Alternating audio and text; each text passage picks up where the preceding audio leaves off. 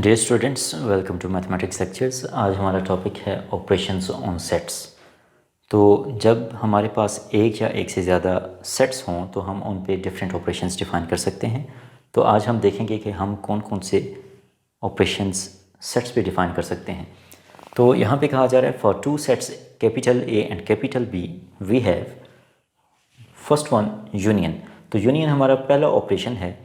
इसे हम mathematically represent करते हैं ए यूनियन बी। ये सिंबल यूनियन के लिए लिखा जाता है। तो इसकी डेफिनेशन डिफाइनिंग प्रॉपर्टी मेथड और सेट बिल्डर नोटेशन के अंदर कुछ इस तरह है कि A union B is equal to x such that x belongs to A और X belongs to B. Means A union B के अंदर वो एलिमेंट्स होंगे जो ए के अंदर मौजूद हों और बी के अंदर मौजूद हों। तो इसका मतलब ये है कि हम यूनियन के अंदर जो सेट ए और सेट बी के अंदर एलिमेंट्स होंगे उन्हें ज्वाइन करके लिख देंगे। जो एलिमेंट्स रिपीट हो रहे होंगे उन्हें हम जस्ट वन टाइम्स लिखेंगे। आप अगर यहाँ फिगर में देखें तो यहाँ पे ये फर्स्ट सर्कल ए को रिप्रेजेंट कर रहा है सेट ए, और सेकंड सर्कल रिप्रेजेंट कर रहा है सेट बी को। तो ये जो लाइंस हैं, ब्लू लाइंस, ये रिप्रेजेंट कर रही हैं ए यूनियन बी को। तो यहाँ पे आप देख लें कि जो रीजन ए और बी के दरमियान कॉमनली शेयर्ड किया गया वो एक मरतबा ही बीच में रिप्रेजेंट हुआ। तो इस तरह से आप ए यूनियन बी डिफ़ाइन करते हैं। हमारा सेकंड ऑपरेशन है इंटरसेक्शन। इंटरसेक्शन को मैथमेटिकली हम इस सिंबल से रिप्रेजेंट करते हैं। सो ए इंटरसेक्शन बी कुछ इस तरह डिफाइन है, it is equal to x such that x belongs to A and x belongs to B. तो ए इंटरसेक्शन बी में हम क्या करते हैं, इसमें वो एलिमेंट्स होंगे जो ए के अंदर मौजूद हों और बी के अंदर भी मौजूद हों। मींस ए और बी के अंदर जो कॉमन एलिमेंट्स होंगे वो ए इंटरसेक्शन बी के अंदर लिखे जाएंगे। अगर यहाँ पे आप एज्यूम करें कि फर्स्ट सर्कल सेट ए को रिप्रेजेंट कर रहा है और सेकंड सर्कल सेट बी को रिप्रेजेंट कर रहा है, तो इनमें जो कॉमन है वो रीजन आपने यहाँ पे देखा जो कि रेड लाइंस के साथ शेड किया गया है। तो ये जो रीजन है ये रिप्रेजेंट करेगा ए इंटरसेक्शन बी को। तो इस तरह से आप ए इंटरसेक्शन बी को कैलकुलेट करते हैं। आप यहाँ से देख सकते हैं कि ए इंटरसेक्शन बी हमेशा ए यूनियन बी का सबसेट होता है। तो you can say A intersection B is always a subset of A union B. हमारा थर्ड ऑपरेशन है complement of B in A. इसे यूजली आप ए डिफरेंस बी भी पढ़ते हैं। ये कुछ इस तरह डिफाइंड है, A difference B is equal to x such that x belongs to A and X does not belongs to B. तो ए डिफरेंस बी में वो एलिमेंट्स होंगे जो ए का हिस्सा हों, लेकिन वो एलिमेंट्स जो ए के अंदर मौजूद हैं वो बी के अंदर ना हों। ऐसे सारे एलिमेंट्स ए डिफरेंस बी का हिस्सा होंगे। अगर आप यहाँ पे इस पिक्चर को देखें तो इसमें अगर फर्स्ट सेट रिप्रेजेंट कर रहा है ए को और सेकंड सेट रिप्रेजेंट कर रहा है सेट बी को, तो इस केस में आप देखें इनके दरमियान कॉमन रीजन भी था जो हमने यहाँ पे रेड शेडेड रीजन से रिप्रेजेंट किया था। तो ए डिफरेंस बी के अंदर वो सेट ए के एलिमेंट्स होंगे जो सेट बी के अंदर ना हों।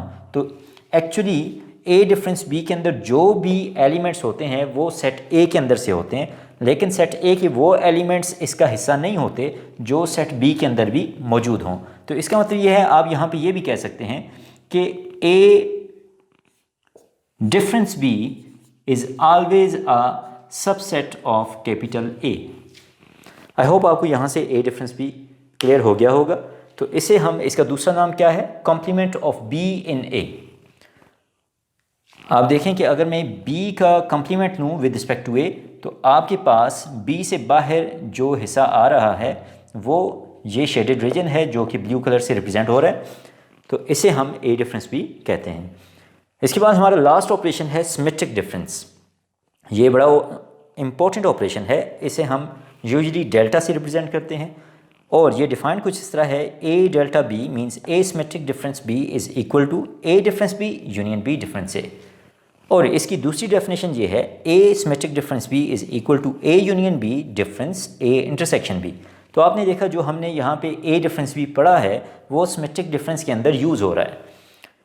तो आप अगर इस डेफिनेशन पे गौर करें तो यहाँ पे कहा जा रहा है ए डिफरेंस बी कैलकुलेट करें और बी डिफरेंस ए कैलकुलेट करें, तो इसका यूनियन आप ले लें वो सिमेट्रिक डिफरेंस होगा। अगर आप ये फर्स्ट सर्कल को सेट ए एज्यूम करें और सेकंड सर्कल को सेट बी एज्यूम करें, तो यहाँ पे पहले अगर आप देखें ए डिफरेंस बी किसके इक्वल होगा, means complement of B in A. तो वो हमारे पास ये शेडेड रीजन रेड लाइंस के साथ रिप्रेजेंट हो रहा है। इसी तरह अगर आप बी डिफरेंस ए कैलकुलेट करें तो वो बी सेट के वो एलिमेंट्स होंगे जो ए के अंदर मौजूद नहीं होंगे, तो इसलिए जस्ट ये शेडेड रीजन इसमें आ जाएगा। तो ये रीजन हमारे पास ए डिफरेंस बी है और ये रीजन बी डिफरेंस ए है। इन दोनों का यूनियन ले लें तो बीच में ये रीजन नहीं आएगा, और ये जो आपके पास रेड हॉरिजॉन्टल लाइंस के साथ रीजन नज़र आ रहा है इसे हम एसिमेट्रिक डिफरेंस बी कहते हैं।